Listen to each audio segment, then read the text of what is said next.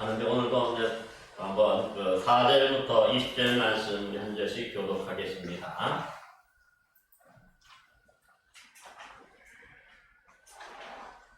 사절입니다. 요한은 아시아에 있는 7 교회에 편지하노니 이제도 계시고 전에도 계셨고 장차 오실 이와 그의 보좌 앞에 있는 7 영과 또 천사의 증인으로 순교자들 가운데서 완전하시고 땅에 있는 그의 머리가 되신 예수 그리스도로 말미암아 은혜와 평강감이 그에게 있기를 원하노라. 우리를 사랑하사 그의 피로 우리에게서 우리를 회복하시고 그의 아버지 하나님을 위하여 우리를 나라와 제사장으로 삼으신 그에게 영광과 능력이 세세토록 있기를 원하노라. 아멘. 볼지어다 그가 이름을 가지고 오시리라. 각 사람의 이름이 그를 보겠고 그를 치신 자들 볼 것이요 땅에 있는 모든 족속이 그로 말미암아 회복하리니 그러하리라. 아멘. 주 하나님이 이르시되 나는 알파와 오메가라. 이제도 있고 전에도 있었고 장차 올 자여 전능한 자라 하시더라. 너의 왕은 너의 형제요 일시의 혼란과 나라와 참음에 동참하는 자라. 하나님의 말씀과 예수를 증언하는 말씀으로 말미암아 단번가라는 성에 있었더니 주의 날에 내가 성령에 감동되어 내 뒤에서 나는 나팔소리 같은 큰 음성을 들으니 이르되 우리가 보는 것을 두루마리에 써서 내게서 벗어나고 두바리와 사대 갈라데리와 라오디게라는 7 교회에게 말하시고 몸을 돌이켜 나에게 말하는 음성을 알아보려고 돌이킬 때에 7 금촛대를 보았는데 세상에 인자받은 이가 말그레의 옷을 입고 가슴에 깃들을 입고 그의 머리와 털의 희가 흰 양털 같고 눈 같으며 그의 눈은 불꽃 같고 그의 발은 구름이 들려나는 한 무서운 썩었고 그의 음성은 물소리와 같으며 그의 오른손에 7 별이 있고 그의 입에서 좌우에 나선검이 나오고 그의 얼굴은 해가 힘있게 비치는 것 같더라. 내가 그의 그 바람에 엎드려서 중대하시되 그가 원수를 내게 얹고 이르시되 두려워하지 말라. 나는 처음이요 마지막이니 오 살아있는 자라 내가 전에 죽었었노라. 볼지어다 이제 세세토록 있어 살아있어 사망과 음부의 열쇠를 가졌노니 그러므로 내가 것과 지금이 내가 장자될 일을 기록하라. 함께 있습니다. 내가 본 것은 내 오른손에 7 별의 비밀과 또 7 금촛대라. 7 별은 7 교회의 사자요 7 촛대는 7 교회니라. 아멘. 예. 우리 계속해서 아까지 요한복음 1장의 3절은 했습니다만 우리 계속해서 조금 이제 몇 가지 더 말씀을 드리고 좀 시작을 좀 하려고 합니다. 우리가 지난 시간에는 주로 이 전천년설을 중심으로 해서 예수님의 천년왕국을 중심으로 해서 무천년설, 또 역사적 전천년설, 세대주의적 전천년설, 또 한 가지가 부천년설, 이러한 부분에 대한 말씀을 아마 지난 시간에 우리 함께 좀 살펴보았습니다. 그래서 특별히 그 중에서도 이 역사적 이 전천년주의와 세대주의적 전천년설, 이게 대해서 두 가지를 서로 이렇게 좀 비교해 보기도 했는데요. 오늘은 그 중에서도 한 가지 더 세대주의적 전천년설을 주장하는 사람들이 이 주장하는 예수님의 재림에 관한 7가지 예언의 성취가 무엇인지 한번 좀 살펴보고 넘어가려고 합니다. 이들이 세대주의적 전천년설이라 하는 사람들은 우리가 지난주에 말씀드렸죠. 먼저 이제 하나의 여기가 천년왕국이라면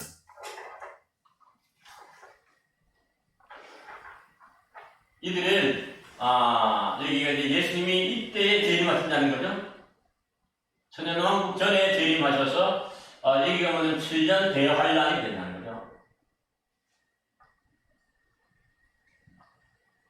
그래서 여기가 공중재림하는 거예요. 공중재림하고 여기는 또 이제 한 번 더 하는데 지상재림 7년 후에. 그래서 이렇게 나가는데 사실은 가장 중요한 전천년설에 있어서 가장 중요한 것은 이제 7년 대환란 전에 예수님이 공중재림하심으로 믿음의 사람들은 하늘에서 천년왕국이 이루어지고 땅에서는 이 7년 대환란이 시작이 되어서 많은 사람이 어려움을 겪는다. 그래서 이제 이 역사적 전천년설과 이 세대주의적 전천년설의 가장 큰 핵심은 천년왕국전에 주님이 재림하시기는 재림하시지만 문제는 역사적 전천년설은 7년 대환란을 통과하고 난 다음에 그때서야 주님이 재림하셔서 우리가 휴고된다고 하는 그런 부분이고, 이 세대주의적 전천년설은 이 7년 대환란을 겪지 않고 우리가 공중에 휴고된다 이런 차이가 있어요. 근데 성경의 엄밀히 보면은 사실은 이 7년 대환란을 되게 보면 통과하고 난 다음에 주님이 재림하시는 걸로 그렇게 돼 있어요. 우리가 요한계시록도 살펴보면은 4장부터 우리가 잘 아는 것처럼 뭐죠? 우리 19장까지 뭐죠? 주로 환란에 대한 말씀이 있죠. 대환란에 대한 말씀이죠.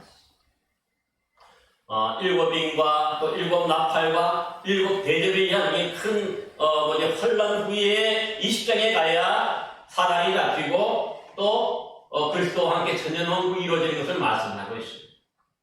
또 이런 부분은 우리가 어떻게 할 수 있냐면 천년 대환란 우리가 뭡니까? 통과하고 난 다음에 이것이 조금 틀렸다는 얘기죠. 시점이. 우리가 예수님의 이제 그 종말론을 할 수 있는 마태복음 24장에도 보면은 사실은 이 모든 환란 후에 이 주님의 재림이 임하요. 그래서 사실은 이 많은 분들이 왜 그래서 이제 이 세대주의적인 이런 전전연설이 그럴싸하지만은 여기에 많이 이렇게 따르는 사람들보다도 대부분의 많은 교회에서 전통적인 교회에서는 역사적 전천연설을 따르는 이유가 바로 여기에 있습니다. 그런데 그래서 이제 또 이들이 이제 공중 예수님도 두 번 재림한다고 이렇게 또 얘기를 나누어서 하기 때문에 이러한 부분은 살짝 성경하고는 일치하지는 않아요.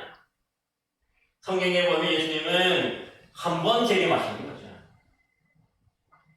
그런데 이렇게 공중예림, 지상예림 이렇게 해가지고 나누어서 하지는 않는 거죠. 이런 부분에서 이 세대주의적인 전천연설이 좀 우리가 받아들이기 힘든 그런 부분이 있고요. 또 한 가지는 오늘 우리가 얘기하는 게 이제 이 세대주의적 전천연설이라 할 때에 이들은 주로 7가지 그 예언을 얘기를 해요. 그것이 예언이 7가지 예언이 있는데 그들이 종말의 징조로 하는 7가지 예언이 있는데 이것이 이루어지면 주님이 오신다 그렇게 얘기를 하거든요. 근데 이제 그 예언들이 주로 마태복음 24장에 이제 우리가 그 기록되어 있는 그 예수님의 종말론을 중심으로 한 그런 것인데 마태복음 24장 12절에 먼저 보면 뭐라고 합니까? 이제 이 그 예언 7가지 예언이에요. 그들이. 그래서 첫 번째로 보면 성도의 사랑이 식음. 이것을 세대주의자들이 첫 번째로 내세워요. 마태복음 24장에 보면 분명히 말씀했어요. 24장 10절 한번 우리가 이 시간에 24장 한번 마태복음 24장 한번 찾아놓고 한번 비교해 보시기 바랍니다. 마태복음 24장 그 한번 보시면 12절에 보면 불법이 성함으로 많은 사람의 사랑이 식어지리라 말씀하죠. 불법과 사랑이 식어졌다 그렇게 말해요. 그래서 이러한 것들이 지금 많은 사람들이 오늘날도 보면은 우리가 물론 우리나라의 근대화 과정에서 여러분 잘 아는 것처럼 어떻게 됐습니까? 이 사랑이 식어진 건 사실이에요. 근데 이 사랑이 식어졌다 할 때에도 사실 오늘날에만 그렇게 우리 사람만 식어진 게 아니라 예수님 부활 승천하시고 난 다음에 초대교회 1세기 전후에서도 똑같이 그 다음에 두 번째 그 어떤 그 예언이 뭐냐면은 이루어졌다 할 수 있는 것이 뭐냐면은 전쟁과 기근과 뭡니까 이런 것들은 전쟁, 지진, 기근 이런 어떤 자연재해가 일어나는 거죠. 그래서 보면 6절에서 8절을 한번 보세요. 24장 난리와 난리의 소문 민족과 민족이 또 나라가 나라를 대적하여 일어나고 곳곳에 지금 기근과 지진이 있으리니 이 모든 것은 재난의 시작이라 말씀하고 있습니다. 그러니까 이 전쟁과 기근과 지진이 요즘에 많이 일어난다는 거죠. 뭐 이라크 전쟁부터 시작해가지고 아프가니스탄 전쟁부터 시작해서 온 사방에 또 한 가지 뭡니까? 지진도 뭐 수창성 지진부터 시작해가지고 세계 지금 태평양에, 이 환태평양에 많은 그 환골이 뭐예요? 브레이브리라 그러는데 거기에 지진들이 많이 일어나죠. 멕시코부터 칠레로부터 해서 미국으로부터 시작해서. 또 한 가지가 요즘에는 이 자연재해 때문에 기근이 많이 일어난다는 거예요. 기근이 뭡니까? 농사가 안 된다는 거지. 자연재해 때문에. 홍수 때문에 때로는 이 뭡니까? 너무 메말라서 주로 메말라서 이 기근이 오는 거죠. 이런 것들을 볼 때에 아마 예수님이 올 때가 멀지 않았다. 그렇게 이제 얘기를 해요. 그런데 이런 전쟁과 기근과 지진이 오늘날에만 있는 건 사실은 아니었어요. 예수님 돌아가시고 난 다음에 1세기 전후를 해서 보면은 우린 오늘날의 전쟁보다 더 많은 전쟁들이 있었고 또 한 가지가 뭡니까? 그 당시에도 보면 큰 지진들이 많이 있었어요. 그래서 여러분 그리스나 이런 데 가보면 그 1세기 전후에 가지고 이 지진 때문에 이 땅이 막 바닷속에 뭡니까? 잠겨있는 그런 형태도 많아요. 이것이 지금 이루어졌다고 생각하고 또 이 세 번째로 볼 때는 우리가 이스라엘이 재건되었다고 말해요. 이스라엘의 회복이죠.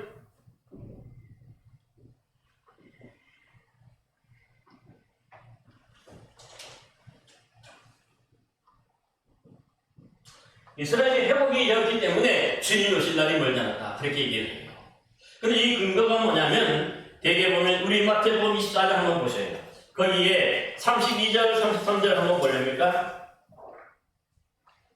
거기 무화과 나무의 비유를 배우라. 그 가시가 연하여지고 잎사귀를 내면 여름이 가까운 줄 아나니 이와 같이 너희도 이 모든 일을 보거든 인자가 가까이 곧 문 앞에 이른 줄 알라. 그렇게 말씀하죠. 여기서 무화과 나무라 할 때에 이 무화과 나무가 잎을 내면 그랬는데 이것을 뭐냐면 이스라엘로 해요. 그런데 이상한 얘기 뭐냐면 아까 세대주의의 가장 특징이 뭐냐면 모든 것을 다 문자적으로 해석하는데 여기는 상징을 해요. 그래서 여기 보면 무화과가 잎을 내기 때문에 그 무화과가 잎을 낸다 하는 새 잎을 낸다 하는 것은 뭐냐면은 이제 그 영적인 이스라엘. 그러니까 그 상징적인 의미가 성경이 무화과라고 하는 것 자체가 사실은 이스라엘을 비유할 때가 많이 있었어요. 사실입니다. 그래서 그러니까 많은 이제 이 세대주의 학자들이나 이런 사람들이 볼 때 이 구절을 보면은 이 이제 잎사귀가 연하여지면 나서 그죠? 그러니까 이제 뭡니까? 이스라엘이 재건되고 이스라엘의 회복을 말하는 거다. 그렇게 얘기를 해요. 그래서 여러분 이게 1948년 5월 15일 날 이스라엘이 2000년 동안 한없이 헤매다가 이스라엘이 건국이 돼요. 회복이 되는 거죠. 그런데 이것을 기준으로 해가지고 이 세대주의자들이 뭐냐면 뭘 만드냐면 예수님의 재림의 날짜를 계산해요. 대표적인 예가 이장님 씨가 1992년도 그때도 보면 그 계산이 뭐냐면 그 사람도 철저한 세대주의자였거든요. 세대주의적 전천전설을 믿었던 사람이. 그래서 이 날짜로부터 계산을 하는 거예요. 이 48년 기점으로 해서. 그러다 보니까 예수님이 오시는 날짜 이런 것들을 나름대로 계산을 해내는 것이에요. 그런데 이 이장님이라는 사람뿐만 아니라 우리가 잘 아는 안성홍 증인의 하나님 아버지를 요즘에는 이제 안성홍이라는 사람은 자기가 하나님이라 하다 죽었어요. 그 다음에 부인이 물려받아가지고 장길자라는 하나님을 받았는데 뭐라 하냐면 하나님 어머니라고 얘기해요. 어머니 하나님이라고 얘기를 했어요. 이 교리를 바꾸었어요. 그 부인이 되면서. 그러면서 이 사람들도 똑같이 이런 세대주의적인 종말론을 가지고 처음에는 했어요. 근데 다 틀렸어요. 대개 보면은 요즘에 일어났던 19세기, 20세기 전후에서 일어났던 대개 종말론은 뭐냐면 다 이 이스라엘의 회복, 이 날짜를 기점으로 해가지고 계산을 했는 거예요. 구약의 다니엘서라든가 또 이 에스겔서, 그 다음에 이 요한계시록을 조합해서 계산을 했어요. 그런데 다 틀린 거예요. 대개 보면 그래서 이것이 중요한 기점이에요. 그리고 또 한 가지는 뭐냐면 이 이스라엘의 회복 운동을 하는 사람 기독교에서 그들을 위해서 이제 유대인들에게 전도하고 유대인들 뭡니까 세계 흩어진 유대인들이 다 이스라엘 땅에 모이도록 그렇게 기도도 하고 전도하는 어떻게 성교하는데 도움을 주고 많이 기도했죠.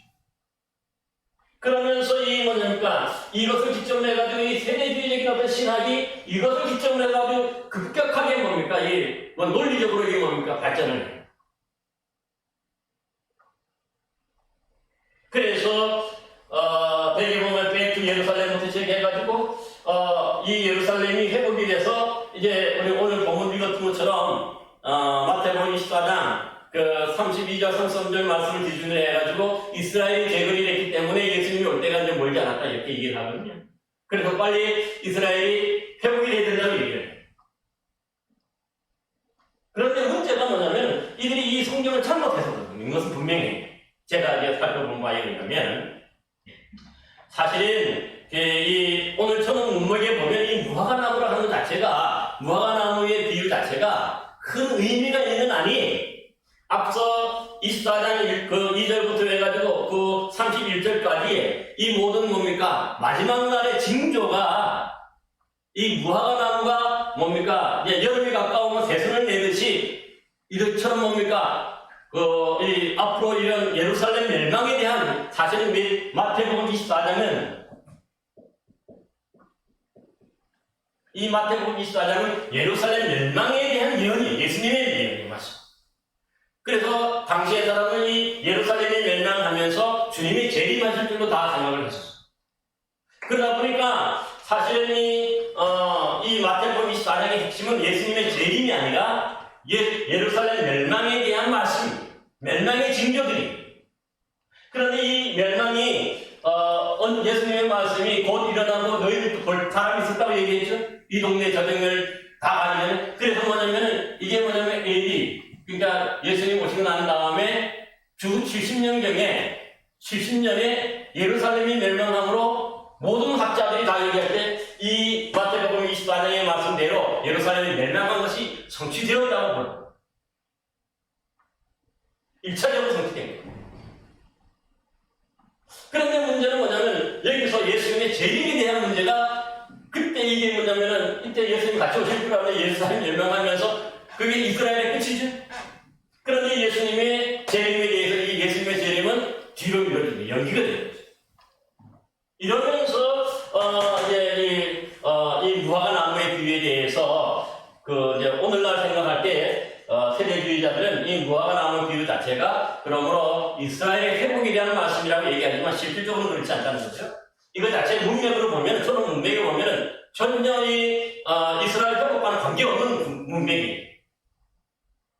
여기 보면 그래서 무화과나무가 여름이 가까우면 그 새 잎을 내는 것처럼 앞에 이런 징조들이 일어나면은 주님이 오실 날이 멀지 않았다 하는 것을 우리가 깨달아야 된다 하는 것으로 의미로 말씀하는 거지 무화과나무 비유 자체가 예수 이스라엘의 회복을 지칭하는 절대 아니라는 거죠. 만약에 우리가 이 24장에 32절 말씀이나 이 무화과나무의 비유에 대해서 무화과나무가 이스라엘 회복에 대한 말씀을 한다면 또 한 문제를 한번 찾아보세요. 21장 한번 보세요. 마태복음 21장 한번 여러분 보시기 바랍니다.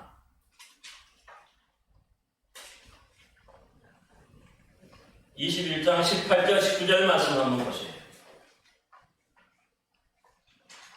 이른 아침에 성으로 들어오실 때에 시장하신지라 길가에 한 무화과나무를 보시고 그리로 가서 잎사귀 밖에 아무것도 찾지 못하시고 나무에게 이르시되 이제부터 영원토록 내가 열매를 맺지 못하리라 하시니 곧 무화과나무는 곧 마른지라 그렇게 말씀하죠. 그러면 이것은 학자들이 얘기해 이 문제가 생깁니다. 여기 보면 일시적으로 열매를 맺지 못하는 게 아니라 본문에 보면 여러분 성경 원문에도 똑같아요. 뭐라고 됩니까? 이제부터 영원토록 회복에 대한 얘기가 없어요. 그래서 24장의 이 말씀 무화과나무의 비유를 사실은 이스라엘의 회복으로 본다면 이 구절은 틀린 구절이 되는 거죠. 해석이 아니에요. 그러므로 비유는 비유예요. 그래서 이 무화과나무 그래서 이 세대주의자들의 문제는 뭐냐면 24장의 이 말씀 무화과나무의 비유를 이스라엘의 회복으로 그렇게 성경적으로 봐서 해석을 하는 게 21장 이것도 다르게 해석을 합니다. 이게 다른 거죠. 이게 일반되지 못한 거예요. 그래서 오늘날 그래서 이제 많은 이제 우리가 역사적 전천년설을 주장하는 대부분의 교회들은 이러한 부분에 대해서 세대주의적인 그런 해석의 성경 해석에서 오류가 있는 거죠. 그래서 이스라엘 회복에 있어서 이것은 사실은 뭐냐면 그들은 이스라엘 회복이 어떻게 보면 정말의 징조라고 얘기하지만 실질적으로 성경에 보면은 이스라엘 회복에 대한 말씀들이 거의 없습니다. 단지 로마서 9장에서 11장 사이에 이방인의 충만한 수가 돌아올 때까지 라고 하는 그런 부분에 대한 사도 바울의 그런 말씀은 있습니다. 근데 이 사도 바울의 쓰니 로마서도 여러분들 아는 것처럼 종말론에 관한 책이 아니에요. 종말론에 대해서 쓰는 것이 아니라 그가 스스로가 뭡니까? 이스라엘의 어떤 복음이 전해지기를 바라는 그런 마음으로 쓴 것이거든요. 그런데 그것을 종말론에다 갖다 붙이면 안 돼요. 그래서 이거 여기저기서 이렇게 끌어와서 이렇게 하다 보니까 사실은 뭐냐면 성경에 없는 이스라엘 회복에 대한 그런 말씀들이 나오기 시작합니다. 그래서 이러한 부분에 대해서 우리가 다시 한번 이 부분은 성경적이지는 않다. 우리 이렇게 볼 수 있는 거죠. 그 다음에 네 번째 이들이 세대주의자들이 얘기하는 것이 또 하나 있어요. 뭐냐면 천세가 바뀌었다 그렇게 얘기하는데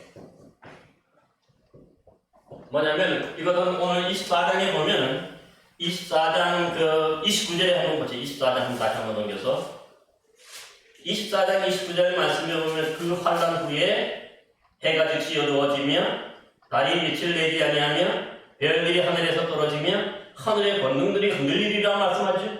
이것이 인자 볼 수 있는 징조라고 말하는 거죠. 근데 여기도 보면 중요한 게 뭐냐면 여기서도 보면 성경 보면 뭡니까? 그날 환란 후에 이런 일들이 벌어지는 거예요. 그렇죠? 예수님이 아직까지 오신 것이 아니라 환란 후에 이런 징조들이 있으면 예수님이 오실 때가 멀지 않았다 이렇게 보라 그러는데 그러니까 7년 대환란 전에 주님이 재림하는 건 아니에요. 성경적으로 아까도 말씀드렸지만 전체적으로 보면 사실은 천년 전이긴 하지만은 7년 왕국 후에 그러니까 7년 대환란 후에 주님의 재림의 징조를 통해서 예수님이 오실 수 있음을 이러한 구절들이 우리에게도 알려준 것을 보게 됩니다. 그래서 뭡니까 이 하늘의 별들이 떨어지고 해가 어두워지고 달이 이 빛을 내지 아니하는 뭐 이러한 일들이 그 다음에 별이 떨어진다 그랬는데 이것을 뭐 유성이라든가 이런 것을 해성에 떨어지고 이런 것들로 봐요. 그래서 보면은 2016년도에도 보면은 5월 17일에 미국 뉴잉글랜드 지역에 이 거대 운석이 떨어지고 우리나라에도 한번 떨어졌고요. 또 13년 2월 15일에도 보면은 러시아 우랄 산맥 근처에 이 소행성 충돌로 거대한 충격 폭발이 일어나 보니까 이러한 부분에 대해서 별이 떨어지기 그래서 주님이 오실 날이 멀지 않았다 그러는데 사실은 이러한 부분도 그러니까 여러분 잘 아는 것처럼 달부터 시작해가지고 이 지구부터 시작해가지고 오늘날에만 이런 뭡니까 해성이 떨어지고 소행성이 떨어지는 건 아니에요. 그 옛날부터 이미 이러한 부분들은 이루어지고 있었던 것을 보게 돼요. 그 다음에 다섯 번째 또 한 가지 그들이 얘기하는 게 뭐냐면 복음이 땅끝까지 증거된다. 이것도 또 말씀이에요. 복음의 땅끝 전파. 이것은 뭐냐면 한번 보세요. 24장 14절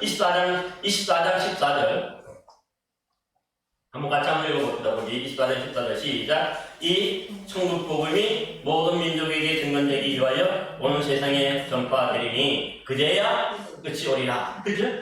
그러니까 이것은 뭐냐면 사실은 이 역사적 전천년설을 주장하는 사람 이걸 참 중요하게 얘기해요. 복음의 땅끝까지 전파. 그래서 이 세대주의자들은 이것을 더 크게 생각하는데 이 복음의 땅끝이 뭐냐면은 사실은 이것도 뭐냐면 땅끝이라 하는 자체가 문자적으로 해석할 때는 그 당시에 어디냐면 바로 스페인. 유럽의 마지막이 스페인이죠. 땅끝이 거기에 있어요. 문자적으로 본다면.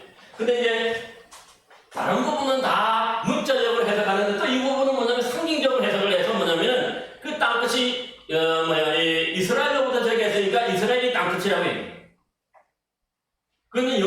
좀 영적인 상징적인 해석이죠. 그런데 이 해석의 일관성이 없어. 해석의 경우들은 문자적인 어떤 그런 해석을 아주 주장하고 강하게 하는데 이런 부분에서 많이 좀 어느 때 왔다 갔다 하는 거죠. 그 일관성이 없고. 그러니까 오늘날 말할 때 이 땅끝이라 할 때 단순히 이스라엘로 보지 않아요. 오늘날 복음이 전파되지 않는 곳 자체가 땅끝으로 봐요. 이 전통적인 교회에서는. 그래서 예수 믿지 않는 사람, 오늘 한국에서 보면 예수 믿지 않는 사람이 있으면 거기가 바로 땅끝이 되고, 지금 이스라엘 사람들 중에서도 믿지 않는 사람이 있으면 거기가 바로 땅끝이에요. 대개 보면 전통적으로는 그렇게 해석을 했어요. 이게 뭐냐면, 그러니까 대개 보면 상징적인 그런 해석을 해서 그런 거거든요. 그러니까 단순히 이스라엘로 그렇게 시작했기 때문에 이스라엘로 그러니까 거기가 땅끝이다 이런 논리도 우리가 이제 이 세대주의자들이 많이 주장하지만 실질적으로 보면은 우리 전통적으로 보면은 그렇게 해석을 하는 게 아니라 예수 믿지 않는 사람들이 있는 곳이 땅끝으로 봤어. 그 영혼들에게 한 명 한 명을 찾아가서 그렇게 전도한 거죠. 여러분 잘 아는 것좀 바울도 그래서 뭐예요? 이 유럽의 지도가 있죠? 유럽의 지도가 있는데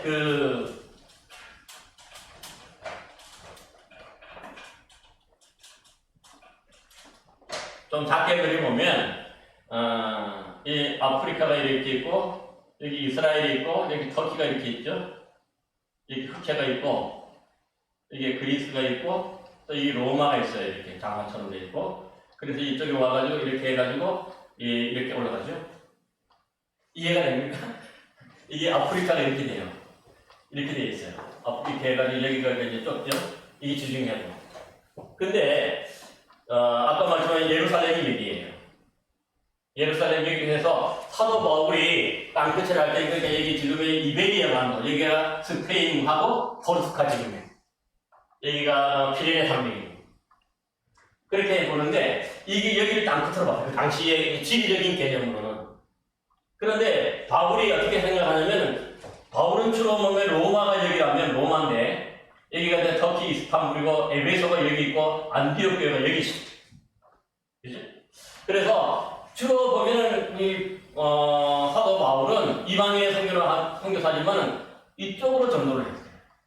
이 로마까지.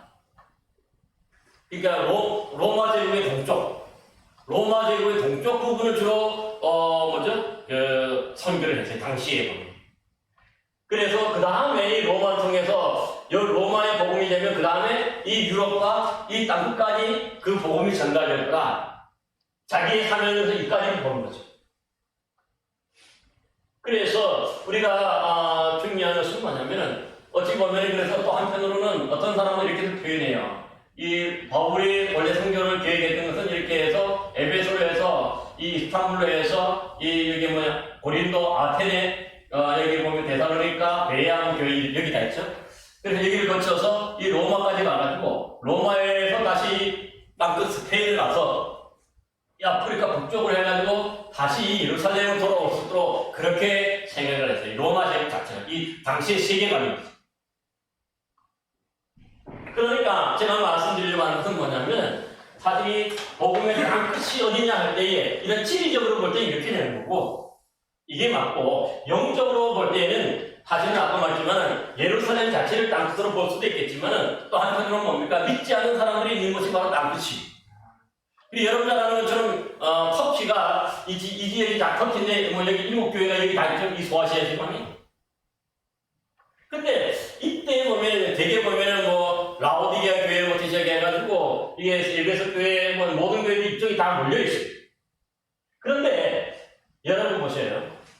지금 그 터키가 어떤 것 같습니까? 예? 터키가 지금 보면은 복음 전도율이 2%밖에 2%도 티 안 나요.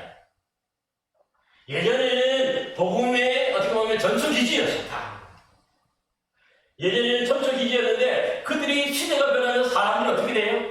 이슬람화 되면서 완전히 기독교 교회를 다 바뀌라고 몰아냈어요. 그래서 이슬람 세력으로 키워가지고 이슬람 근거지가 되고 요즘에 물론 그래서 지난번에 양 목사님이 이집트 선교사 양 목사님 말씀하시면 이란에 지금 한 100만 명 정도의 기독교인이 생겨났다는데요. 이란이 한 7천만 명 정도 돼요. 한 100만 명 정도, 그러니까 예전보다 많이 늘어난 건 사실이에요. 이슬람에도. 근데 이슬람이 예전에 그 이란 같은 경우는 그 이유가 뭐냐면 이 팔레미 혁명 전년에는 사람은 사실 뭐냐면 이 많은 미국과 우호적인 친미국주의적인 그런 뭡니까 나라였어요. 그래서 제가 아는 목사님도 제가 모셨던 목사님 거기 선교사로 계시다가 팔레미 혁명 나라 다 쫓겨나고 원리주의자 그랬기 때문에 그래서 보면은 그 사람들이 미국으로 쫓겨갔어. 그래서 미국에서 사실은 뭐예요? 복음으로 훈련하고 무장받아서 다시 이란으로 돌아가요. 그래서 어떻게 보면 다른 이슬람권보다도 이 이란은 특별히 그래서 복음화율이 그래도 뭐 7천만 명 중에 한 100만 명 정도 된다 그러니까 그래서 많은데 많이 이제 믿게 되는 건 사실인데 그럼에도 불구하고 전체적으로 보면 이 나머지 시리아라든가 터키라든가 이런 데 보면은 그 복음화율이 현저하게 떨어져요. 예수 이름 들어보지 못한 사람이 시골 같은 데 가면 현저하게 떨어져요. 그래서 제가 왜 이런 말씀을 드리냐면은 땅끝을 어떻게 해석하느냐.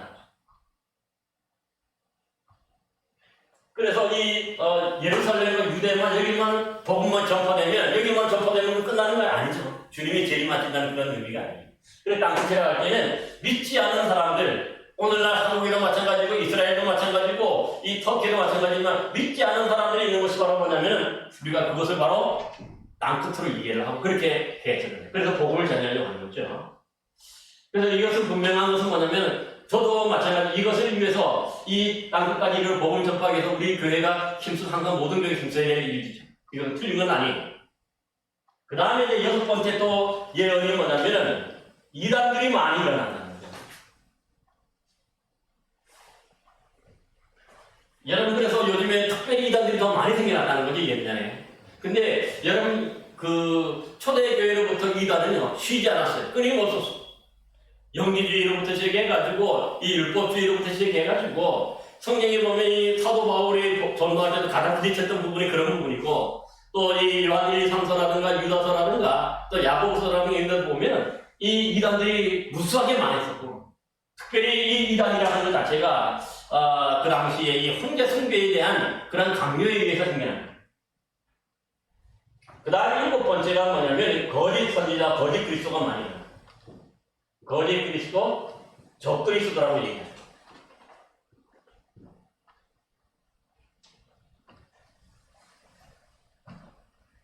그런데 성경에 분명히 이런 부분에 대해서 마태복음 24장 23절 46절에 보면은 이런 적 그리스도가 나타나서 하스 말씀에 믿는 자들을 유혹하고 미혹한다는 사실이에요.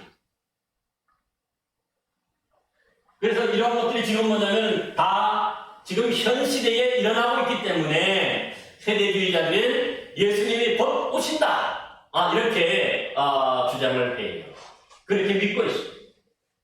그래서 아주 어떻게 보면 임박한 종말이에요. 거의 이제 예수님이 때가 다 찼다고 그렇게 믿어요. 이렇게 보면 맞습니다.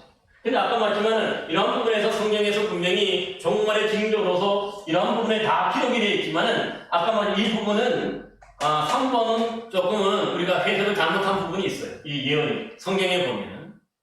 그 다음에 또 아까 이 땅끝이라는 자체가 이 이스라엘의 중심이고 유대인들 중심으로 하다 보니까 땅끝 자체를 예루살렘, 이스라엘로 보다 보니까 이것도 조금 이스라엘 복음 전파에만 우리가 하지만 실질적으로 보면 오늘날 세계 인구가 지금 70몇 억인데 기독교 인구가 20억 조금 넘습니다.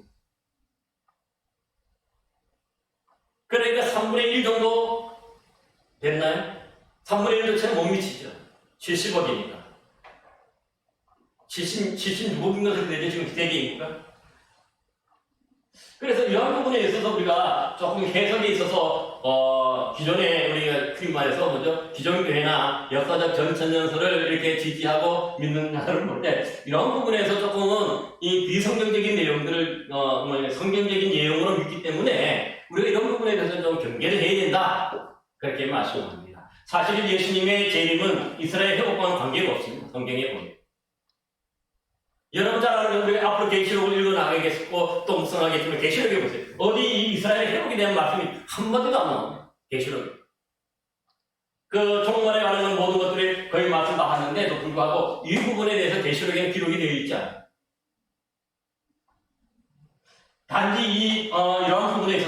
너무 이제 이들이 이렇게 하다 보니까 이 구약의 어떤 스가랴서 다니엘서 이러한 부분에 대한 어떤 부분에 대해서 성전의 회복 뭐 이러한 부분에 대해서 뭡니까 주로 이 말씀하다 보니까 강조하다 보니까 결국은 이 예수님의 십자가와 예수님의 부활까지도 그 약화시켰어요. 그 의미 자체를. 이것 때문에 예수님이 우리를 이 땅에 오셨는데 그 가장 중요한 것들을 약화시키고 그렇게 하는 것을 봐요. 복음이 약해진 거예요. 그래서 이러한 부분에 있어서 몇 가지 또 이런 부분은 분명히 성경에 다 있는 내용이지만 이 부분은 없고 이 부분은 좀 문자적으로 이 두 가지를 문자적으로 상징적으로 잘못 해석하는 부분이 있다.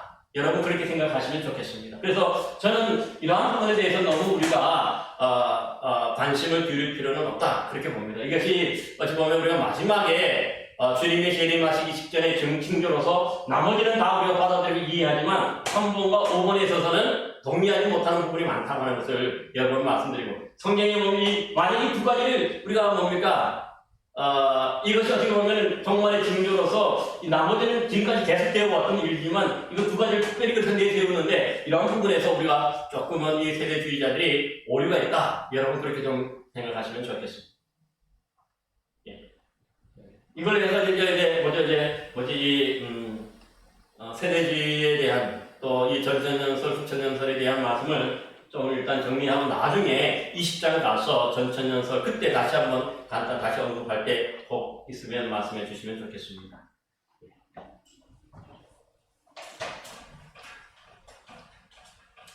혹시 이 세대주의라든 이런 부분에서 뭐 또 질문 있으십니까?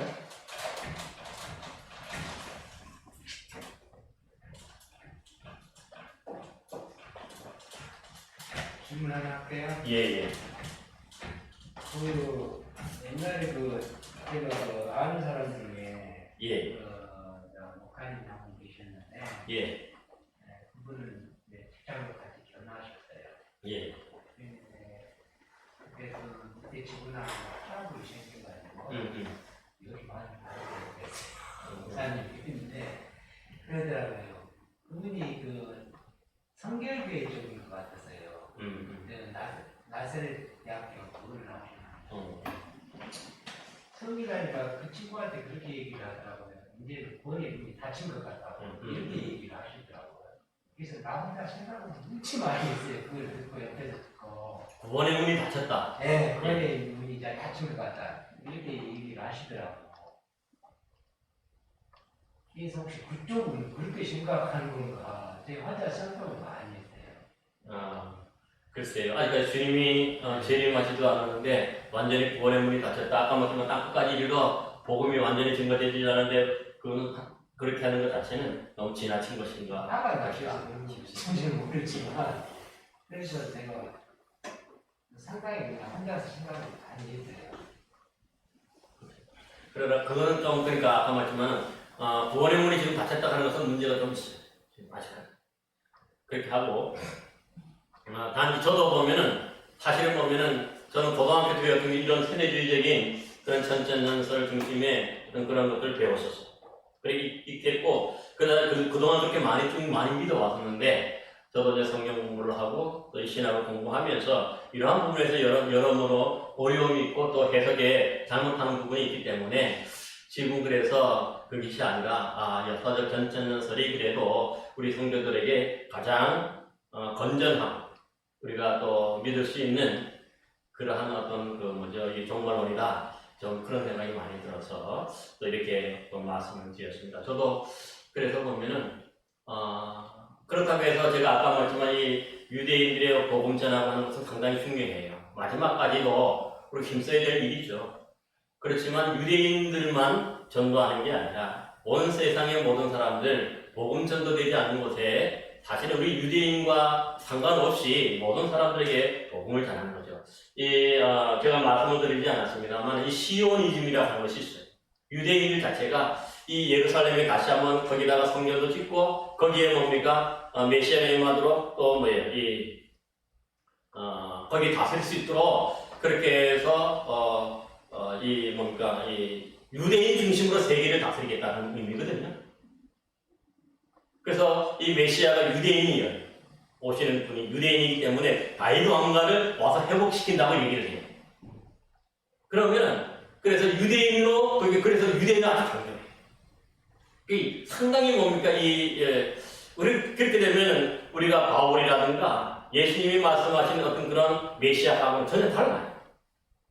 우리 이런 부분들에 있어서 조금 구분해야 되겠다 싶고, 아까 뭐 세례주의라든가 이게 또 이 백투 예루살렘이나 이런 부분에 있어서 이제 막 섞이면서 그래서 기독교적 요즘에 그 시오니즘이라고도 그렇게 얘기를 해요. 그렇게 이제 많이 주장하는 세례주의자들을 보고 그렇게들 얘기를 하는데, 사실은 그것은 뭐 전혀 보면 우리 신학적인 관점보다도 예수님이나 바울이 우리에게 알려준 어떤 그런 예수님 메시아의 모습이 아니라 그런 어떤 주로 유대인들 중심의 그런 어떤 세계관이고, 유대인들이 다스리고, 그래서 유대인 중심의 나머지 우리 이방인들, 대부분의 이방인들 거기 보면은 사실은 그러니까 뭡니까? 구원을 받되 그 선민사상이라는 구약 그것들 아직까지 그대로 남아있어요. 지금도 그래서 유대인들 시오니스트라 그러는데, 이런 사람들은 그 예루살렘 성전을 다시 짓고 정부를 거기다 세우고, 그래서 유대인들이 세계를 다스린다. 이 지금 사상이 지금 그들이 아주 뭡니까? 이 극단적인 우파들이죠. 그래서 이런 분들이 그런 뭡니까? 이 메시아 회복 운동도 하면서 그렇게 하고 있어요. 기다린다는 거죠, 거기서. 그러니까 이런 부분에 있어서는 조금 우리가 약간은 그대로 이렇게 받아들이기 어려운 부분이 있어요. 그래서 사실은 예수님이 부활 승천하셔서 하나님 보좌 우편에 앉으셨기 때문에 뭐예요? 온 세계의 구주가 되셨다. 그 유대 예루살렘에 머물러 계시는 분은 결코 아니다. 우리 좀 생각하면 좋겠습니다. 그 다음에 이제 우리가 오늘 그러면 이제 나가는데, 오늘 중요한 것은 뭐냐면 계시록 4장 1장 4절부터 우리 보면은 이 계시에 대한 말씀을 지난 첫 시간에 말씀을 드렸어요. 이 계시하는 사람, 말씀하신 사람, 예언, 그 다음에 편지. 이게 어떻게 보면은 이 요한계시록 세 가지 가장 중요한 특징이거든요. 계시라고 하는 것은 감춰졌던 것들이 밝히 드러나는. 그 다음에 예언이라고 하는 것은 아까 지난번에 말씀드렸던 구약의 말씀은 이미 다니엘서라든가 이사야서라든가 스가랴서라든가 또 에스겔서라든가 이런 데서 말씀하셨던 주님의 말씀, 하나님의 말씀을 다시 한번 인용하는 것들이 참 많아요. 그래서 그 말씀을 다시 한번 재해석해서 회개하라고 얘기해요. 그 다음에 편지라고 하는 것은 뭡니까? 그래서 이러한 부분에 있어서 각 교회가 알리는 거죠. 알려서 뭡니까? 너희들이 회개하고 이 어려운 환난을 이기라 하는 그런 면에서 이제 메시지를 전달하는 것이 이 계시록인데, 근데 여기 이제 4절부터 보면은 계속해서 누구를 말씀하냐면 성삼위 하나님에 대해서 말씀하고 있어요. 왜냐하면 계시하는 사람이 누군지 알아야 됩니다. 그런 의미에서 가장 먼저 하나님, 주님이 누구신지를 이렇게 말씀하죠.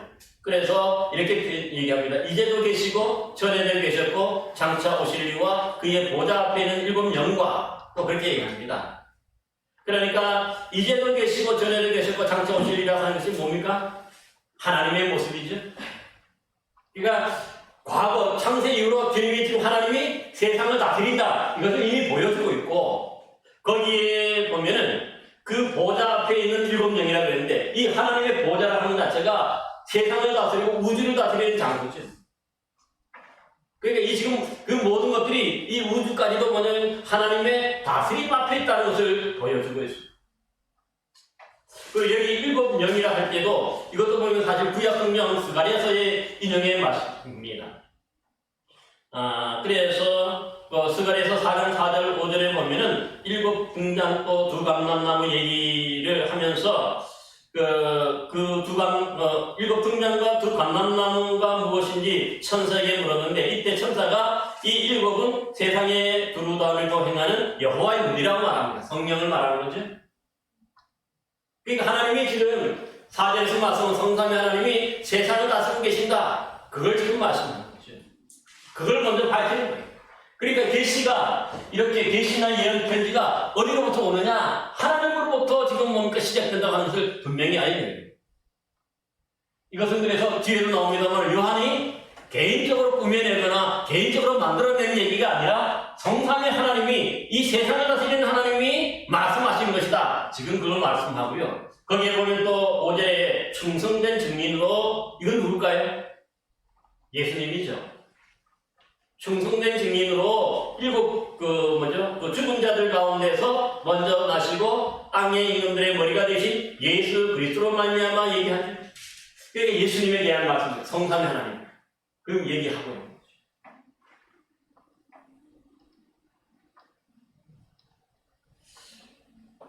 그 다음에 또 예수님에 대해서 좀 더 풀어서 말씀하는데 5절 하반절에 보면은 우리를 사랑하사 그의 피로 우리 죄에서 우리를 해방하시고 그의 아버지 하나님을 위하여 우리를 나라와 제사장으로 삼으신 그에게 이 누구에게입니까? 바로 예수님이죠. 예수 그리스도를 말씀하고 있습니다. 그러니까 예수 그리스도를 포함해서 이러한 하나님으로부터 성삼위 하나님으로부터 받은 계시다 하는 그런 뜻이. 특별히 얘기해 보면은 우리를 나라와 제사장으로 삼으셨다 할 때에 여러분이 나라와 제사장으로 삼았다는 말이 뭘까요? 이것은 출애굽기 19장의 4절 5절 말씀을 인용한 것인데 우리 자체를 믿음의 사람들을 하나님의 나라의 백성으로 삼고 또 그 다음에 중보자로 삼으셨다 하는 뜻이에요. 제사장 자체는. 그래서 지금 나중에 보면 요한이 그 역할을 감당해요. 그런 의미로 말씀하는 것을 볼 수가 있어요.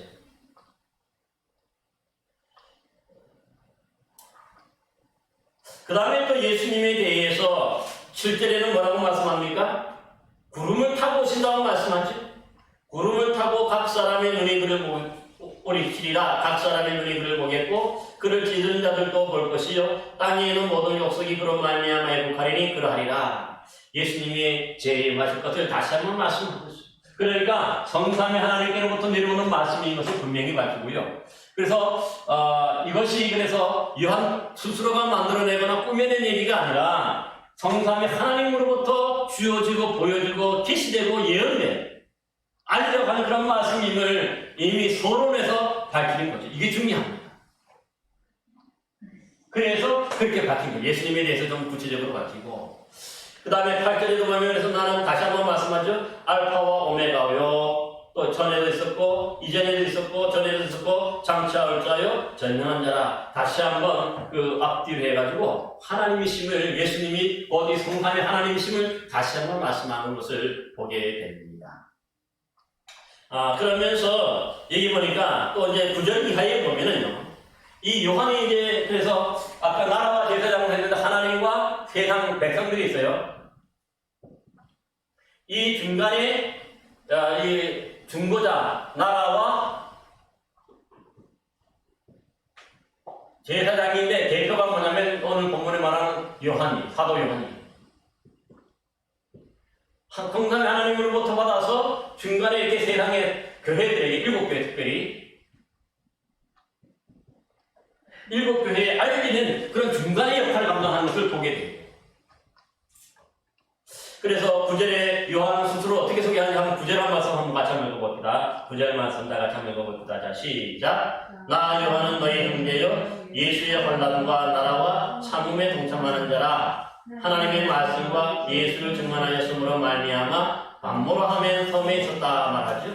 여기 보니까 요한도 이 소아시아 7교회에 소속돼 있어서 똑같이 그들이 뭡니까 이런 환난에 동참했던 자라 하는 것을 분명히 말해요. 이것 때문에 지금 뭐예요? 반모라는 섬에 갇혀있다 그렇게 말씀하는 거죠. 지난번에도 말씀드렸지만 이 반모라는 섬 자체가 이 에베소에서 약 한 40km 정도 떨어져 있는 지중해에 있는 섬인데 이 정치범들을 주로 수용했던 그런 섬이에요. 미국의 간타나무 교도소처럼 특별하게 그 도망가지 못하도록 제수들이 도망가지 못하도록 그렇게 사면의 바다로 둘러싸여 있어서 기어져 나가지는 못하는 거죠. 그런 게 아주 전형적인 요새로 이렇게 거기에 있다 하는 것을 분명히 말씀하는 거죠. 그런데 왜 이렇게 갇혔느냐? 하나님의 말씀과 예수를 증언하였으므로 여기 갇혔다. 즉 당시에 가장 중요한 것이 로마 황제 숭배 사상이라고 했죠. 로마 황제가 하나님이고 로마 황제가 신이다, 주다, 그렇게 선포를 하고 또 성전도 짓고 그래서 황제 숭배를 대대적으로 강요했죠. 그런데 하나님의 말씀과 예수를 증언함, 그러니까 결국은 뭡니까? 거기에 반대했기 때문에 그걸 받아들이지 않고 황제 숭배를 받아들이지 않고 오히려 그들에게 예수님의 말로 진짜 하나님이고 주다, 이것을 전파하고 증언했기 때문에 지금 갇혀있다, 그 얘기한 거예요. 그래서 10절에 보면은 주의 날에 내가 성령에 감동되어 내 귀에서 나는 나팔 소리 같은 음성을 들었다 말하는데, 여기서 주의 날이 바로 뭐냐면은 주일날을 뜻하기도 하고 또 주님이 특별하게 그에게 주신 어떤 그런 메시지, 주일에 주신 메시지로 우리가 그렇게 보여지고 있어요. 근데 여기 보면은 일곱 교회에 대해서 얘기하는데, 한번 일곱 교회 자체가 여러분 위치는 알죠? 제가 한번 지난 첫 시간에 지도를 설명하면서 말씀드렸을 때 아까 터키 지방에 있는 그 터키 서부에 있는 지중해 연안에 있는 그런 일곱 교회인데, 그 외에도 많은 교회가 있지만 사도 요한이 그 떡이 있었기 때문에 특별히 대표하는 교회다. 황제 숭배가 이 소아시아 지방에서 가장 심하게 있었기 때문에 일곱 교회를 지금 말하면서 그렇게 하는 것을 봐요. 그런데 그 다음에 그래서 이제 예수님에 대해서 언급하는데 13절부터 보면은 촛대 사이에 인자 같은 이가 발에 걸리는 옷을 입고 가슴에 금띠를 띠고 그의 머리와 털에 휘가 흰 양털 같고 눈 같으며 그의 눈꽃은 붉고 깎아며 쭉 말씀하지. 사실 이런 모습은 뭐냐면 아까 말씀 예수님의 이 성삼위 하나님의 모습인데, 이것이 예수님의 특별히 여기서 그래서 나중에는 뭐냐면 예수 그리스도를 더욱더 강조해요. 근데 여기서 말씀하는 그 일곱 가지 예수님의 모습이 있어요. 이 일곱 가지 예수님의 모습이 이제 일곱 교회에 한 교회당 하나씩 예수님의 그런 다른 모습을 대비시키고 있어요. 그래서 여러분 한번 볼랍니까? 에베소 교회 같은 경우는 뭐라고 말하죠? 한번 에베소 2장 1절 한번 읽어봅시다. 2장 1절 한번 읽어봅시다. 시작. 에베소 교회 사자에게 편지하라. 오른손에 있는 일곱뼈를 붙잡고 일곱 금 촛대 사이를 거니시는 이가 이르되, 그렇게 얘기하죠? 여기 보니까 13절에 또 그렇게 얘기하죠? 그래서 여기 보면 예수님 같은 그런 모습을 미리 말씀하는데, 이 예수님이 성삼위 하나님 계신 예수님이 또 이제 각 교회가 또 그때마다 말씀을 하셔. 그래서 어찌 보면은 성삼위 하나님 계신 예수님, 즉 하나님과 동등한 분이 지금 말씀하신다. 그걸 지금 말씀하는. 또 서머나 교회도 한번 볼래요? 서머나 교회 한번 보세요. 서머나 교회의 사자에 편지하라 8절에 보면 처음이면 마지막이요 죽었다가 살아나신 이가 이르되, 앞에서 이미 말했죠? 5절에도 보면 미리 말씀했어요. 예수님의 이런 모습에 대해서. 또 뒤에 넘어가 보시면 12절에도 보면은 버가마 교회의 사자에게 편지하라 그러면서 좌우에 낯선 검을 가진 이가 이 시대에 얘기하죠? 좌우에 낯선 검을 가지신 이가 있어요? 없습니까? 여기 대한 말씀이. 한번 16절 말씀 보세요. 그의 입에서 좌우에 낯선 검이 나오고 얘기하죠. 그러니까 이 성삼위 하나님이 예수님과 동일하신 분이고 하나님이시라는 거죠. 예수님이. 그 예수님이 각 교회에 말할 때마다 그 교회의 형편에 따라서 예수님의 어떤 그런 모습을, 나타나신 모습을 다르게 말씀하는 거죠.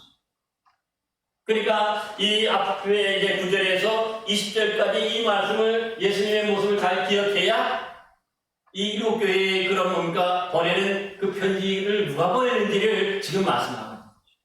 별개가 아니라 이렇게 앞에서 그래서 미리 예수님에 대해서 구체적으로 설명하고 난 다음에 그 중에 하나하나를 하면서 그 교회 형편에 따라서 예수님의 나타나시는 모습을 뭡니까? 다르게 묘사하는 것을 보게 되는 것이죠. 그래서 아마 이런 부분은 앞으로 우리가 2장을 우리가 살펴보면서 좀 더 우리가 함께 살펴볼 수가 있을 것이라 생각하고요. 특별히 그래서 여기 보면은 20절 말씀을 한번 보세요. 이 19절 말씀을 먼저 좀 한번 보시기 바랍니다. 여기 19절 말씀에 보면 19절, 20절 말씀 같이 한 두 절 한번 읽어봅시다. 시작. 그러므로 내가 본 것과 지금 있는 일과 장차될 일을 기록하라. 내가 본 것은 내 오른손에 7별의 비밀과 또 7금 촛대라. 7별은 7교회의 사자요 7촛대는 7교회라 말씀하지. 여기 보니까 중장리 번역 19절에 이게 사면이거든요. 내가 본 것이 뭡니까? 과거죠. 그 다음에 지금 있는 일은 뭐예요? 현재 있는 일. 그러니까 이 아시아 교회가 당하는 환난과 핍박을 말하죠. 이게 2장에서 4장까지, 3장까지 2장. 그 다음에 장차될 일은 뭐예요? 천상의 교회 4장부터 22장까지 나머지를 말씀하는 것이에요. 그래서 이렇게 미리 이것이 뭐냐면 이 시간을 초월해 계신 하나님의 입장에서 보면 그 한순간에 일어날 수 있는데 우리가 볼 때는 그 역사가 어떻게 보면 오랜 시간이 걸릴 수도 있다는 거죠. 그래서 우리가 잘 아는 것처럼 베드로 우리 그 후서 한번 찾아보셔요. 우리가 잘 아는 것처럼 베드로 후서 3장 8절 9절 말씀 한번 보셔요. 8절 말씀 특별히 베드로 후서 3장 8절 말씀 한번 찾아보시죠. 같이 읽어봅시다. 시작. 사랑하는 자들아 주께는 하루가 천년 같고 천년이 하루 같다는 이 한 가지를 잊지 말라. 아멘. 여기 보니까 하루가 천년이고 예? 천년이 하루 같다는 거죠. 이게 어떻게 가능할까요? 그러니까 이 하나님 나라의 시간 개념이 오늘날 우리가 생각하는 그런 시간 개념이 아니에요. 과거로부터 쭉 이렇게 일직선으로 흘러가는 미래로 흘러가는 그런 시간의 개념이 아니라 하나님께는 그런 개념이 아니에요. 그래서 하나님을 뭐라고 말합니까? 시공을 초월해 계신다. 2000년 전에 출애굽 뭐니까 그 옛날에 출애굽 때나 지금 우리가 뭡니까? 하나님은 하루도 아닌 거예요. 같은 동시간에 일어나는 걸 보는 거죠. 요즘에 여러분 그 영화 같은 데 보면은 뭘 말씀하냐면 타임머신이라든가 블랙홀 얘기를 많이 하죠. 이 빛의 속도가 같으면 시간이 안 간대요. 그래서 이 우주 이 비행선을 타고 가는데 그 블랙홀 가까이 가거나 이게 빛의 속도로 가게 되면 사람이 안 갑니다. 그래서 그 하루를 지났는데 지구로 와보니까 수백 년이 지나는 거예요. 근데 나는 그런 것들을 이게 보면서 그게 그냥 물리학자들이 가능하다는 거예요. 이런 단어로는. 그런데 이런 거 보면은요, 이 하나님의 시간 개념하고 우리 시간 개념을 우리가 똑같이 하는 다른 거죠. 그래서 아까 말했지만은 우리가 예수님의 어떤 그런 재림이나 이런 부분에서 아직까지 우리가 구체적으로 알지 못해요. 왜냐하면 그것만큼은 주님이 뭐라고 말씀하셨습니까? 그 나이와 그 시는 하늘의 천사도 모르고 아들도 모르고 오직 아버지만 안다고 얘기하죠. 마태복음 24장에 그렇게 말해요. 그러니까 우리가 이 재림의 어떤 징조에 대해서 주님이 곧 오시겠다 우리가 이렇게 생각할 수 있지만은 너무 지나치게 그러니까 뭡니까 이런 날짜를 계산하고 어떤 이런 예언 그런 걸 너무 따지다 보니까 어떻습니까? 이 시간이 잘 안 가기도 하고 이게 무섭기도 하고 두렵기도 하는 거죠. 사실은 바울 시대도 보면은요 고린도전서 7장에 있는 데 보면은 예수님이 곧 오실구나. 곧 오실구나. 그래서 자각하지 말고 시집가지 말라고 했어요. 그런데 이 예루살렘이 멸망하고 난 다음에도 주님이 재림하지 않으셨어요. 그러니까 무슨 말씀드리면 하냐면 우리의 시간 개념하고 하나님의 시간 개념이 다르다는 걸 알아요. 그래서 여러분 그것을 보여주는 사건이 있어요. 이런 시간 개념이 다른 것을 우리가 보여주는 사건이 어딨냐면은 마태복음 17장에 뭐가 나옵니까? 변화산상에서 예수님이 누구와 만나죠? 권사님 누구를 만납니까? 변화산상에서? 예수님과 모세와 엘리야가 그게 있을 수 있습니까? 모세는 적어도 1500년 예수님 당시로 보면 1500년 이전 사람이고 엘리야를 갈 때는 약 한 900년 이상 이전의 사람이에요. 그런데 변화산상에서 보면 예수님이 이런 놀라운 사람들을 만나. 그게 어떻게 가능하냐? 하나님 나라에서 가능한 거예요. 왜냐하면 이런 시간 개념이 오늘날 이 세상과 하나님 나라가 다르기 때문에 그래요. 그래서 보면 그 시간 개념이 이렇게 다르다고 생각할 때 그 변화산상에서의 그것이 뭐냐면 나중에 요한 우리가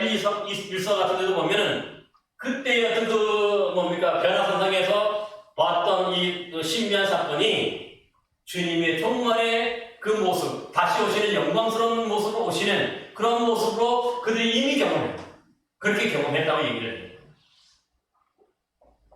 그러니까 우리가 누가복음 16장에 보면은 그 부자와 거지 나사로의 비유가 있죠. 그럴 때 보면 이 부자가 죽어서 지옥에 떨어지죠. 지옥에 떨어져서 누구를 봅니까? 아브라함의 품양계에 있는 나사로를 보았다 그랬죠. 그래서 거기 보면 나사로와 대화한 게 아니라 이 나사로가 누구하고 대화합니까? 예? 나사로가 누구하고 대화하죠? 여기 아브라함하고 이 부자, 지옥에 있는 부자가 서로 대화해요. 이게 어떻게 가능해요? 이게 있을 수 없는 일이죠. 그런데 그게 바로 하나님이에요. 시간 이런 개념을 초월하기 때문에. 그래서 우리가 시간 계산을 함부로 하면 안 되는 거예요. 재림이 그래서 시간 계산해가지고 재림이 언제다 이렇게 해서 다 그러니까 되게 보면 이단일 가능성이 거의 99%예요. 이렇게 해서는 결코 안 돼요. 우리가 이런 시간 개념을 우리가 하나님 나라의 개념을 알아야 돼요.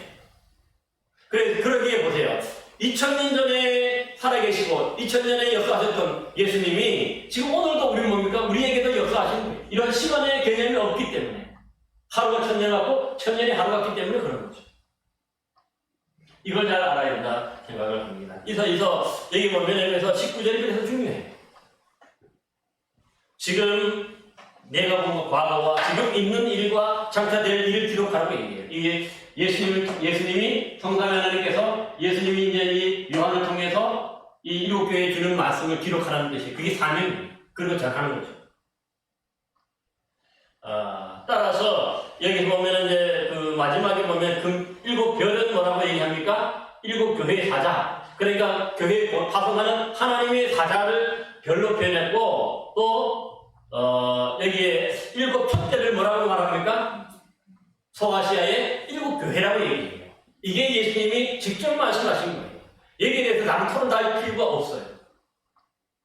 그래서 오늘 우리가 요한계시록을 통해서 우리가 분명히 말씀하는 것은 이렇게 계시요 예언이요 편지로서 알리는데 이 내용을 누가 주셨느냐? 누가 주셨어요? 하나님이 주셨어요. 성삼위 하나님과 동일하신 예수 그리스도. 충성된 증인이요 죽었다가 다시 살아나신이고 알파와 오메가 되신 하나님과 똑같은 분이에요. 그죠? 그 소리예요. 그 하나님이 바로 이 요한을 통해서 나라와 제사장으로 삼으셨던 요한을 통해서 일곱 교회에다가 그 메시지를 전달하는 거예요. 그래서 나머지 이제 이 예수님의 모습은 앞으로 이제 일곱 교회를 우리가 살펴보면 하나하나 좀 더 구체적으로 살펴보면 우리가 은혜가 될 줄로 믿습니다. 그래서 우리가 이러한 구조를 가지고 있다는 것을 기억하고 좀 우리가 다음 시간에 또 우리가 일곱 교회에 대한 말씀을 하나하나 좀 더 구체적으로 또 이렇게 살펴보도록 그렇게 하겠습니다. 혹시 뭐 질문 한 가지 질문 있습니까? 뭐 의문 있어도 어떤 것도 괜찮습니다. 저도 모르는 게 많아요, 사실. 이 부분에 대해서 참 두렵고 떨리는 마음이 있어요. 함께 고민하면서 또 말씀을 가지고 말씀 중심으로 우리가 그래서 풀어가야 되는데 그럴 수 있습니다. 그러니까 혹 뭐 또 질문 있으면 뭐 한번 하고 한번 해주시면 제가 아는 범위 내에서 또 말씀을 드리겠습니다. 이거는 사실은 그래서 요한계시록을 여러분들 아는 것처럼 신비예요. 명확하게 이게 딱 떨어지거나 그런 게 아니에요. 해석하기 나름이죠. 이렇게 해서 많이 달라. 그래서 그 해석이 다르기 때문에 이단들이 생겨나고 사회들이 많이 생겨나는 걸 봐요. 8장에 1장 8장에 8절, 예. 1장 8절을 보면 예. 주 하나님이 일체 나는 알파요 오메가라고 이건 하나님을 의미하는 건데 예. 그 끝에는 보면은 장차 올 자요 이렇게 나오는데 그 하나님, 예수님과 하나님과 동일하게 취급하는 거잖아요. 그죠? 하나님 스스로가 장차 오신다는 것은 뭐예요? 예수님이 오시는 거죠? 그러니까 예수님 자체가 하나님이시라는 그런 뜻이거든요. 아까 말씀 이게 성삼위 하나님을 말씀하면서도 좀 더 풀어서 예수님에 대해 구체적으로 설명을 하는데 그 장차 오시리라 하는 것은 당연히 뭡니까? 하나님이 오신다고 표현하죠. 우리가 예수님이 오시지만 오케이? 그래서 신약 성경에서도 우리가 요한복음에 보면은 예수님이 오신 것은 뭐냐면 하나님이 오셨다고 얘기해요. 이 땅에. 육신을 입고 이 땅에 하나님이 오셨다. 그렇게 표현을 해요. 그거와 똑같은 표현이죠. 오케이? 그래서 예수님이 하나님과 동일하신 분이다. 그럼 예수님도 전에도 있었고 지금도 계시고 장차 오시니 전능하시니 다 하나님에 대한 표현인데 그것 때문에 예수님도 똑같은 분이다 하는 그런 뜻인 것으로 우리가 보면 될 것 같습니다.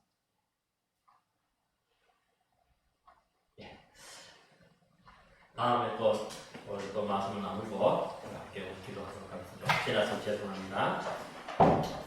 은혜와 사랑이 풍성하시고 자비하신 아버지 하나님, 아버지 하나님이여, 또 요한계시록을 정말 어렵지만은 하나하나 아버지 하나님이 지혜 주시고 명철 주셔서 잘 깨닫게 해주시고 정말 우리가 종말론을 가지고 우리 주님이 오시기를 기다리고 사모하는 영혼들 되며 그래서 주님 오시는 그날까지 정말 우리가 믿음으로 잘 준비하고 깨서 준비하여서 주님 오시는 날 저 천국에 모두 들어갈 수 있도록 주님 역사하여 주시옵소서. 혹이나 아버지 하나님의 저희들이 이 말씀을 또 계시록을 함께 또 묵상하고 또 함께 은혜를 나눌 때에 주님 지혜 주시고 명철 주셔서 더 잘 깨닫게 해주시고 그래서 정말 이 시대 속에서 아버지 하나님의 바르게 분별하면 바른 말씀으로 아버지여 승리하도록 역사하여 주옵소서. 예수 그리스도 이름으로 기도하옵나이다.